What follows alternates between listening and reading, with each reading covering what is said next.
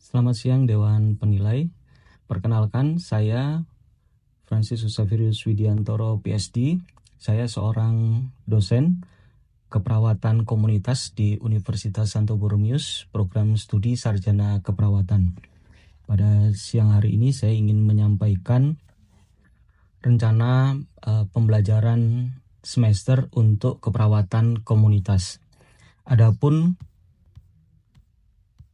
fokus mata kuliah pada keperawatan komunitas ini berfokus tentang konsep dasar kesehatan dan keperawatan di komunitas, berhubungan juga dengan program-program kesehatan dan kebijakan pemerintah dalam menanggulangi masalah kesehatan yang ada di Indonesia dan juga melakukan asuhan keperawatan komunitas.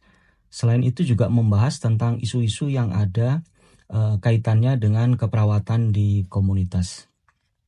Adapun mata pelajaran atau pokok bahasan yang diajarkan dalam keperawatan komunitas ini berisi tentang pengantar keperawatan komunitas, mengenai tentang indikator kesehatan yang ada di masyarakat, kemudian sejarah perkembangan keperawatan komunitas baik di dunia maupun di Indonesia, dan juga mengenai kesehatan komunitas, tahap-tahap pencegahan, baik itu upaya primer, sekunder, dan tersier untuk mengatasi masalah kesehatan yang ada di masyarakat, melakukan pembelajaran mengenai epidemiologi dan kependudukan, kemudian konsep dasar mengenai asuhan keperawatan komunitas. Adapun capaian mata kuliah pada keperawatan komunitas ini ada dua, yaitu merencanakan asuhan keperawatan komunitas dalam rentang sehat sampai dengan sakit di masyarakat, kemudian menyusun rencana asuhan keperawatan di komunitas yang berfokus pada peningkatan kesehatan dan pencegahan penyakit minimal di area sekolah, kesehatan kerja, dan juga di masyarakat. Saya menggunakan berbagai macam sumber referensi untuk menunjang pembelajaran di keperawatan komunitas ini, terutama buku-buku ajar yang telah saya tulis sebanyak 7, kemudian juga hasil-hasil penelitian dan publikasi yang telah saya publikasikan baik di jurnal terindeks Scopus maupun yang terindeks Sinta, dan ini menjadi bagian dalam materi yang saya berikan kepada mahasiswa. Berikut adalah salah satu contoh pengajaran yang saya lakukan di dalam kelas. Rekan-rekan semua, siang hari ini kita akan melanjutkan materi kita. Ini pertemuan yang kedua. Kita akan membahas tentang tahapan pencegahan dalam keperawatan di komunitas. Jadi kita akan belajar tentang nanti upaya-upaya promotif, upaya preventif, kuratif, dan rehabilitasi. Tapi nanti kita akan rangkum dalam 3 upaya besar, yaitu upaya primer, sekunder, dan tersier. Ya, baik. Sebelum kita lanjut, ada baiknya kita melihat apa sih capaian dalam pembelajaran di sesi yang kedua ini. Jadi kita akan sama-sama belajar tentang konsep kesehatan yang ada di komunitas, spesifik pada tahapan upaya-upaya primer, sekunder, dan tersier yang ada di komunitas. Kemudian di dalamnya nanti ada strategi-strategi apa saja yang akan kita lakukan. Ya, termasuk di dalamnya nanti ada peran juga kita sebagai seorang perawat di komunitas. Jadi apa yang akan kita lakukan. Tujuan dari pembelajaran ini harapannya sesudah teman-teman sekalian belajar nanti akan memahami konsep tentang upaya pencegahan yang primer, sekunder, tersier, kemudian ada pelayanan kesehatan apa saja yang ada di komunitas berhubungan dengan upaya-upaya ini, ketiga upaya ini. Kemudian strateginya dan manfaat serta tantangan dengan pencegahannya seperti apa. Harapannya nanti di akhir kita ada activity, kelas activity. Jadi seperti biasa kelas activity yang kita akan lakukan nanti akan teman-teman akan mencari kembali referensi-referensi dari baik dari artikel ataupun dari pengalaman-pengalaman atau dari website atau dari mana pun juga berhubungan dengan upaya-upaya apa saja yang akan dilakukan berhubungan dengan 3 upaya ini. Sebelum kita memulai, ada baiknya kita memahami dulu konsepnya. Jadi kalau kita ngomong tentang upaya pencegahan yang ada di komunitas, tentunya ini ya, yang mau kita tekankan itu adalah pada pendekatan preventifnya. Jadi pemerintah juga sudah menggalakkan banyak program-program yang dilakukan oleh pemerintah, terutama pada upaya promotif dan preventif. Sehingga kenapa penekanan pada upaya tadi ada primer, sekunder, dan tersier. Jadi yang pertama itu menjadi penekanan adalah upaya promotif dan preventifnya. Ketika kita sebagai seorang perawat bisa mengelola di masyarakat upaya-upaya preventif dan promotif, tentunya masyarakat tidak jatuh pada kondisi sakit. Ketika masyarakat derajat kesehatannya sudah mulai turun, nah itu diperlukan upaya yang lebih dan diperlukan fasilitas yang lebih banyak. Sehingga memang ini menjadi penekanan juga bagi kita petugas kesehatan, terutama di masyarakat. Bagaimana kita meningkatkan pemahaman masyarakat, bagaimana meningkatkan kesadaran masyarakat dan peran serta masyarakat untuk meningkatkan upaya-upaya dalam mempertahankan derajat kesehatannya. Pencegahan merupakan awal. Jadi ketika kita sudah melakukan upaya-upaya pencegahan, kita melakukan screening di awal, jadi kita bisa mengelompokkan masyarakat dalam 3 kelompok besar. Masyarakat yang memang betul-betul sehat, masyarakat yang berisiko sakit, dan masyarakat yang memiliki penyakit. Jadi ketika kita bisa mengelompokkan ini, tentunya upayanya akan lebih spesifik, akan lebih khusus. Jadi kalau masyarakat yang sudah sehat saat ini, kita tinggal meningkatkan promosi kesehatannya. Jadi bagaimana kita meningkatkan pemahamannya, bagaimana meningkatkan kesadarannya, awareness-nya, untuk mereka bisa mempertahankan derajat kesehatan. Kalau yang berisiko saat ini dia masih sehat, tapi ini menjadi hal yang penting ketika kita memberikan kesadaran kepada mereka bahwa mereka harus sadar saat ini mereka memerlukan treatment khusus. Kalau tidak dilakukan treatment ini, mungkin dalam 2-3 tahun ke depan mereka akan terkena penyakit. Kalau ini sudah punya penyakit, jelas kita akan ada upaya-upaya untuk kuratifnya dan rehabilitasinya. Ya, ini menjadi landasannya ketika kita ngomong upaya-upaya preventif. Nah, jadi bagaimana sih kita melakukan upaya-upaya ini? Ada 3 upaya besar yang harus kita lakukan. Ini sesuai dengan apa yang disampaikan juga oleh pemerintah, bahwa ada 3 tahapan di upaya pencegahan itu. Ada primer, sekunder, dan tersier. Nah, kita lihat satu-satu per bagian. Jadi yang pertama tahapan pencegahan primer. Jadi kalau primer kita udah tahu lah, primer itu yang utama ya, fondasi yang dasar. Jadi kalau ngomong primer ya utama harus kita lakukan dulu. Jadi jangan dulu yang sekundernya, tapi yang primernya dulu kita lakukan, baru yang sekunder dan terakhir tersier. Nah, apa sih yang primer itu? Itu fokus pada promosi kesehatan. Ngomong promosi beda dengan preventif, pencegahan. Kalau promosi bagaimana kita memberikan informasi, mempromosikan.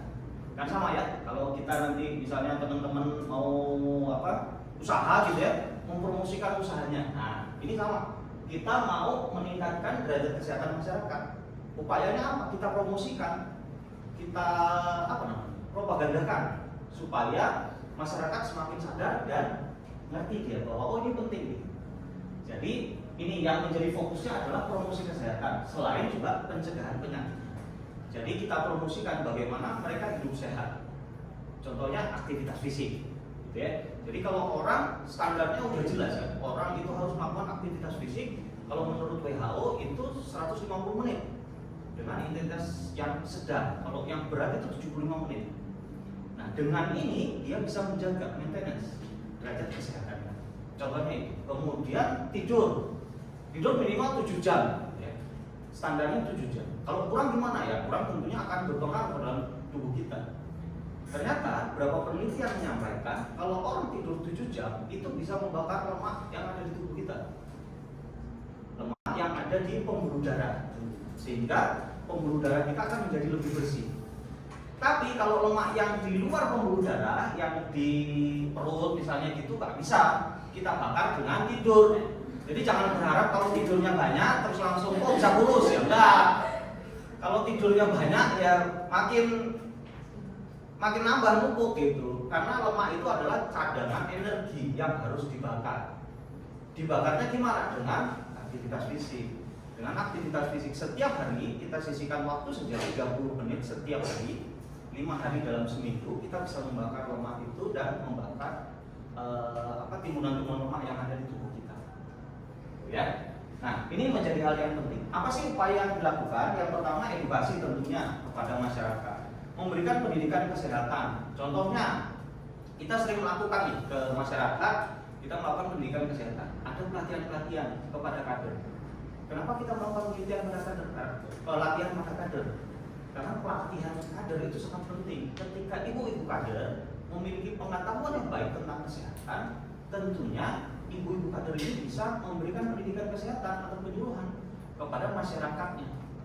Tidak secara formal. Biasanya kalau secara formal itu malah tidak bisa diterima oleh masyarakat dengan baik. Justru yang non formal, yang biasa mereka ngobrol kemudian memberikan pendidikan kesehatan, itu justru lebih masuk. Dan banyak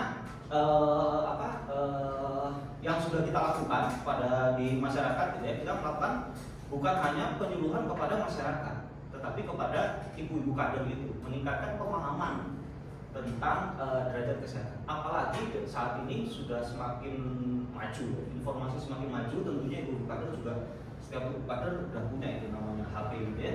Jadi akses mudah, sehingga kita hanya mau menginformasikan. Jadi mana saja sih yang memang bisa diakses dan dipercaya sumbernya itu yang menjadi hal penting. Ya, ini kemudian ada kegiatan kampanye imunisasi, itu juga sudah sering ya dilakukan. Kemudian promosi gaya hidup, nah ini tadi yang saya sampaikan. Ya, jadi promosi gaya hidup itu menjadi hal yang penting. Apalagi saat sekarang ini sangat mudah ya, semua orang sudah punya HP itu. Bahkan anak kecil yang umur 7 tahun aja yang belum bisa baca, dia udah bisa buka HP itu, belum bisa baca. Lihat gambar, terus ketawa gitu, lama-lama dia ngerti bahasa Jepang malah lebih bagus ya. Nah itu yang terjadi saat ini. Tapi side effect-nya, hal negatifnya apa? Jadi orang malas karena semua bisa lewat HP. Mau makan tinggal tunjuk, mau belanja nggak usah ke pasar, tinggal dilihat. Mau mall sepi sekarang, kenapa? Karena di sana lebih mahal, di sini kok bisa lebih murah gitu ya. Mau beli sepatu yang merek tertentu harganya 2 juta, kalau di sini cuma 100 ribu. Walaupun yang datang begitu datang beda. Itu yang terjadi. Nah itu yang membuat gaya hidupnya tidak baik. Orang tidak seperti dulu. Kalau dulu orang mau makan kalau dulu mesti harus berkebun dulu kan gitu ya, untuk menghasilkan itu. Atau zaman dulu malah orang mau makan berburu dulu, nyari dulu ke hutan gitu ya, baru dapat, baru masak dan lain sebagainya. Kalau sekarang enggak, kita duduk manis di rumah udah langsung datang gitu. Nah itu yang menyebabkan dampak negatif. Ini yang mesti harus kita beritahukan kepada masyarakat bahwa teknologi memberikan dampak yang negatif, selain tentunya memberikan dampak yang positif. Jadi bagaimana kita menggunakan teknologi itu secara bijaksana. Jadi kalau kita ngomong tentang promosi kesehatan tadi, bukan hanya di masyarakat tentunya, karena di masyarakat itu kan kita tahu ya, di masyarakat itu range-nya begitu luas. Jadi yang baru lahir sampai yang sudah mau meninggal gitu ya, ada semua tuh di masyarakat. Salah satunya adalah di sekolah. Kenapa di sekolah menjadi hal penting? Sekolah menjadi hal penting, terutama sekolah dasar atau PG. Di PG dan sekolah dasar itu menjadi hal penting. Karena sejak awal kalau kita sudah bisa menekankan atau kita bisa memberikan pendidikan kesehatan yang bagus kepada mereka, mereka bisa melakukannya nanti menjadi kebiasaan. Dan itu akan terus. Jadi kalau teman-teman baca, mungkin lihat di YouTube gitu ya, lihat kalau di Jepang itu luar biasa kan. Anak-anak kecil aja lebih pintar bahasa Jepang kan, di Jepang. Di sini kan enggak. Ya, tapi yang kita bisa lihat itu mereka sangat tertib sekali, semuanya tertata. Bahkan kalau kita lihat gitu ya, waktu Piala Dunia tuh, supporter itu bawa plastik resek ya. Udah selesai, orang lain bubar gitu, dia ngambilin sampah. Saking bersih itu pola kebiasaan yang terus biasa. Dan itu tidak timbul begitu saja. Itu pasti sejak awal tuh. Ya. Jadi selain di keluarga, sekolah dasar juga menjadi hal penting. Ini menjadi pokok landasan juga. Ketika kita mau membuat perubahan, kita mesti harus merubah dulu dasarnya. Gitu ya. Nah, tentunya ini perlu strategi ya untuk yang di sekolah. Karena di sekolah tentunya anak-anak kecil akan sulit kalau kita ngasih pendidikan kesehatan, kasih tulisan gitu, nggak ngerti mereka apa gitu ya. Tentunya perlu strategi. Dengan apa? Game misalnya gitu ya. Dengan game. Itu lucu juga tuh. Bagus ya. Kasih kalau cuci tangan bener dia nanti dikasih apa tuh namanya sesuatunya apa? Misalnya sabun cuci. Jadi nanti lihat, oh kalau ini bisa bagus sabun cuci ya. Nanti kasih tahu ibunya kalau di rumah, kalau dia sabun cucinya habis, kalau cuci tangannya bagus, kasih lagi sabun cuci ya. Gitu. Contohnya anak kecil akan senang ya dikasih, tapi itu yang membangun. Nah ini ya, edukasi kepada masyarakat gaya hidup sehat. Tadi kita bahas. Salah satu penelitian yang saya lakukan dan sudah dipublikasi, jadi berhubungan dengan upaya pencegahan, yang pencegahan primer. Jadi tahun 2021, ini penelitian tahun 2020. Jadi saya melakukan penelitian, kemudian mengambil sampel tidak terlalu banyak, 842 dari total komunitas masyarakatnya, tapi di screening. 842 di screening, jadi dapatnya itu 342. Ini orang yang berisiko kena penyakit diabetes, jadi berisiko. Jadi di masyarakat saya kumpulin, kemudian saya kasih kuesioner yang screening. Di screening dulu, dikelompokkan. Tadi saya sampaikan bahwa kita harus mengkelompokkan tadi ya. Nah, saya kelompokkan orang yang berisiko dari 842, ada 42 yang berisiko. Jadi screeningnya saya menggunakan yang namanya ADA, American Diabetes Risk Test. Jadi memang sudah baku, ada ujinya, sudah valid dan reliable, kemudian dicoba dan sudah digunakan di 28 negara. Jadi digunakan. Versi bahasa Indonesia belum ada. Jadi saya translate ke bahasa Indonesia, kemudian digunakan ini dan hasilnya. Jadi saya mau melihat, ini konsep teorinya yang saya gunakan ecological model. Jadi saya mau lihat bagaimana sih aktivitas fisik yang ada di masyarakat, terutama orang yang berisiko diabetes ini, dari faktor lingkungannya. Jadi faktor ekologinya itu ada 3 faktor besar yang dilihat. Yang pertama, lingkungannya itu sendiri. Dilihat itu ada 2, ada tempat dan waktu. Yang kedua itu dari orangnya, karena di ecological model itu ada core itu adalah individu, hostnya, orangnya. Orangnya dilihat apa? Yang pertama, apakah dia punya concern bahwa saya mau meningkatkan aktivitas fisik karena saya punya masalah nih yang tadi, karena resiko ya. Itu yang pertama. Yang kedua, apakah dia concern terhadap cedera? Oh, saya kalau olahraga takut cedera, jadi saya nggak olahraga. Itu yang ini. Yang ketiga, concern berat badan. Jadi apakah saya olahraga itu nanti bisa menurunkan berat badan? Itu. Kemudian faktor yang ketiga itu dukungan dari keluarga, teman, dan suami, istri, begitu ya, di masyarakat. Ini yang dilihat. Ternyata hasilnya itu didapatkan bahwa faktor yang mempengaruhi itu adalah faktor dari dirinya sendiri. Jadi kalau individunya itu memprioritaskan bahwa aktivitas fisik bisa meningkatkan kesehatannya, dia akan melakukan aktivitas. Itu yang mempengaruhi, faktor yang pertama. Yang kedua, itu adalah tempat dan waktu. Tempat dan waktu itu mempengaruhi orang untuk melakukan aktivitas. Kalau nggak punya waktu, nggak mau aktivitas ya. Ini di Indonesia ya. Kemudian tempatnya, kalau nggak ada tempatnya udah nggak mau. Nah ini menjadi hal yang menarik di Kota Bandung. Sekarang sudah banyak ya tempat-tempat yang tadinya taman-taman tidak terurus, sekarang sudah diperbaiki dan ada tempat untuk aktivitas exercise.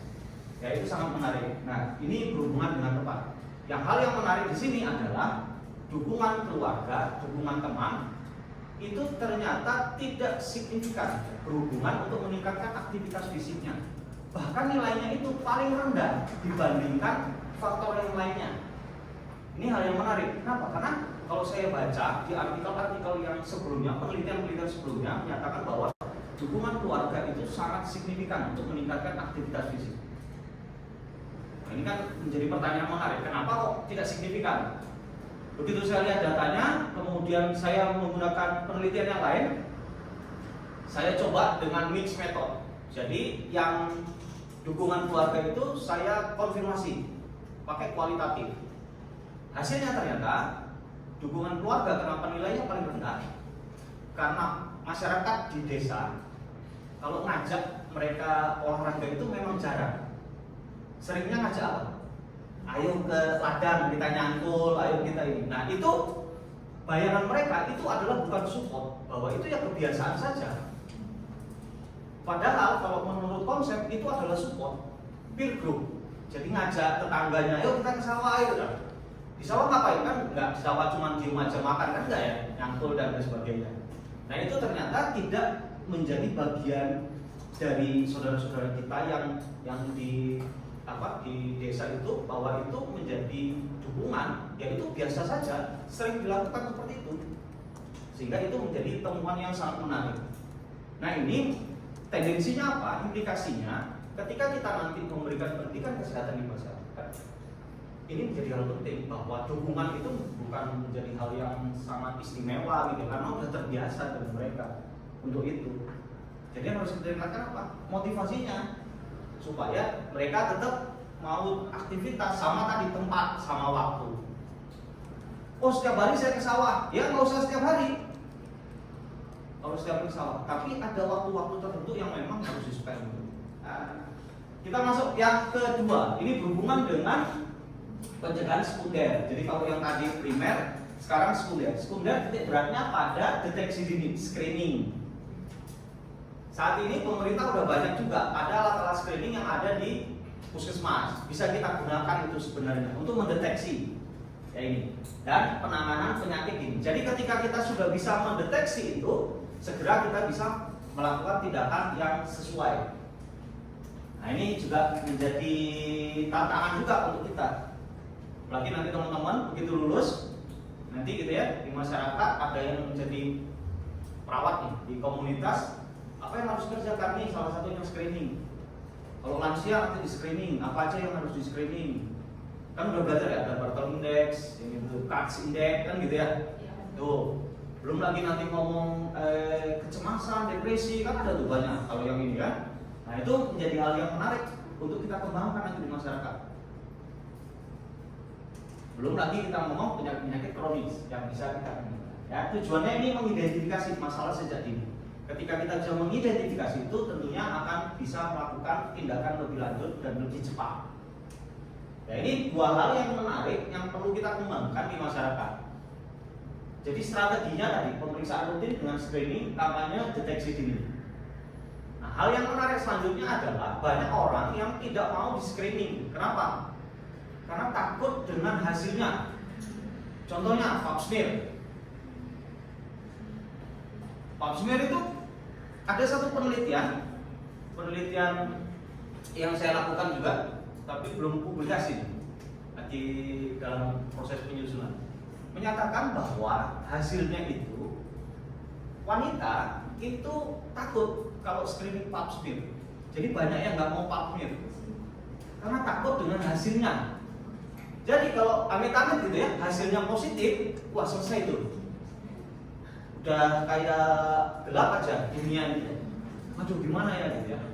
Padahal pap smear itu diadakan untuk apa? Untuk mendeteksi dini ketika amit-amit terdeteksi ada gangguan, dari sejak awal itu sudah dilakukan treatment, sehingga bisa mencegah ke stadium lebih lanjut, bahkan bisa mengobati. Kan itu yang pentingnya. Tapi saat ini kita masih takut. Ya, kebanyakan itu. Yang ketiga itu adalah pencegahan tersier. Nah, kita ketahui ya, kalau tersier tentunya akan berhubungan dengan rehabilitasi. Ya, nanti ada rehabilitasi untuk orang-orang yang mengalami masalah kesehatan. Jadi kalau dari nanti ada anggota masyarakat yang sakit dirawat di rumah sakit, kemudian pulang ke rumah, nah itu lahan kita. Jadi bagaimana kita meningkatkan fungsinya kembali, melatih mereka untuk kembali kepada derajat kesehatan yang optimal sesuai dengan kemampuannya tentunya. Jadi mohon maaf misalnya kalau dia dirawat di rumah sakit, maaf misalnya stroke gitu ya, pulang, yang prosesnya kan nggak langsung ya, langsung di rumah rehabilitasi langsung bisa jalan lagi, yang tadinya nggak bisa jalan kan nggak bisa ya. Jadi perlu tindakan dan itu dalam jangka waktu lama. Nah proses rehabilitasi ini melibatkan banyak unsur di dalamnya. Jadi bukan hanya kita aja. Jadi multidisiplin karena banyak yang harus kita kerjakan. Jadi upayanya ini bisa terapi fisik, hubungan psikososial dan lain sebagainya. Jadi nggak bisa kita sendiri. Diperlukan tenaga-tenaga kesehatan yang lainnya. Nah, strateginya apa? Ini perawatan intensif, rehabilitasi dan hubungan psikososial. Saya titik beratnya adalah hubungan psikososial. Karena ini menjadi hal yang sangat penting. Ketika orang dengan masalah penyakit yang kronis yang notabene, mohon maaf, misalnya tidak bisa disembuhkan, yang diperlukan apa? Dukungan sosialnya, dukungan dari keluarganya, bagaimana meningkatkan kualitas hidupnya. Jadi justru jangan nanti semua dibantu, enggak, tetap biarkan saja mandiri, tetap biarkan saja melakukan aktivitas sesuai dengan kemampuannya. Karena itu bisa membantu untuk meningkatkan kepercayaan dirinya dan kualitas hidupnya bisa baik. Jadi kalau nanti di masyarakat temu kasus-kasus yang maaf tidak bisa diobati lagi, yang kita support adalah ini, psikososialnya, dukungannya, bagaimana kita mensupport mereka supaya bisa meningkatkan kualitasnya, bisa merasa saya masih bermanfaat bagi orang lain. Nah, itu penting. Selanjutnya kita masuk pada pelayanan kesehatan utama yang ada di komunitas. Nah, ternyata pelayanan yang ada di komunitas itu kan banyak, gitu ya. Tapi kita lihat prinsipnya apa saja sih. Yang pertama, prinsip pelayanan di komunitas itu mesti harus layanannya merata, sama. Jadi nggak bisa satu dapat satu nggak bisa. Jadi harus semuanya sama, gitu ya. Ini kemudian ini peran serta masyarakat. Jadi di komunitas ada yang namanya konsep teori community as a partner. Jadi bagaimana kita melakukan layanan kesehatan yang kita berikan, keperawatan yang kita berikan itu harus melibatkan masyarakat. Karena ya nanti masyarakat harus secara mandiri mereka bisa melakukan ini. Ya. Kemudian ini yang menjadi alumni tadi itu, teknologi bisa mensupport gitu. Jadi teknologi itu mendukung kita, membantu kita, bukan sebaliknya, gitu ya. Kemudian pendekatan ini kolaborasi dengan banyak unsur yang ada di masyarakat. Kemudian promosi kesehatan tadi itu, upaya promotif dan preventif. Nah, ini menjadi prinsip di layanan. Nah, contohnya apa ini? Misalnya promotif itu bisa edukasi PHBS, senam lansia dan sebagainya, senam hipertensi, gitu ya. Ada preventif, ini kuratif, rehabilitasi. Ini contoh-contohnya. Nah, selanjutnya ini pelayanan kesehatan yang utama itu strategi implementasinya seperti apa? Strateginya dengan melakukan kerjasama. Nggak bisa kita melakukan sendiri, mesti harus melibatkan banyak sektor di dalamnya, banyak orang di dalamnya. Untuk apa? Untuk bisa meningkatkan peran serta dari masyarakat. Itu fungsinya. Hingga ini manfaat untuk pencegahan itu mencegah penyakit supaya mengurangi angka kesakitan dan kematian. Jadi pada prinsipnya kita akan mengurangi angka kematian. Kemudian tantangannya bagaimana untuk pencegahan? Ini menjadi tantangan terbesar. Peran serta masyarakat, kesadaran masyarakat itu menjadi tantangan terbesar. Bagaimana kita tugas kesehatan bisa meningkatkan kesadaran masyarakat? Ya, itu menjadi tantangan terbesar. Nah, kalau perawatan komunitas apa? Ini untuk melakukan edukasi, screening, intervensi dan pemantauan kesehatan. Itu menjadi peran kita. Kita udah tahu ya, peran perawat itu kan banyak sekali ya. Nah, itu mesti kita aplikasikan. Ini menjadi kegiatan kita selanjutnya yang tadi saya sampaikan bahwa di akhir kita akan ada class activity. Nah, jadi class activity-nya itu apa? Jadi teman-teman sekalian akan melihat, akan mencari sumber-sumber upaya-upaya apa saja yang dilakukan, upaya primer, sekunder, tersier untuk mengatasi masalah kesehatan, terutama pada penyakit kronis. Teman-teman sekalian akan membuat kertas kerja, jadi nanti akan dikumpulkan. Untuk guideline-nya nanti akan saya sampaikan apa saja, isinya apa saja, kemudian nanti boleh diupload di sistem LMS kita yang disiapkan. Kesimpulannya, jadi upaya pencegahan ini sangat penting. Untuk apa? Untuk mengatasi masalah-masalah kesehatan yang di masyarakat dengan pendekatan yang holistik. Upaya promotif, preventif, kuratif, dan rehabilitasi tidak bisa kita lakukan sendiri. Jadi mesti harus dilakukan bersama-sama untuk menciptakan masyarakat yang lebih sehat dan berkualitas. Jadi upaya yang dilakukan adalah upaya promotif dan rehabilitasi menjadi hal yang utama. Untuk apa? Meningkatkan kualitas hidupnya dan meningkatkan kesadarannya untuk hidup lebih sehat. Kerjasama menjadi kunci keberhasilan dalam implementasi ini. Tanpa ada kerjasama, kita nggak bisa kerja sendiri. Itu yang bisa saya sampaikan di siang hari ini. Ini beberapa sumber yang saya ambil.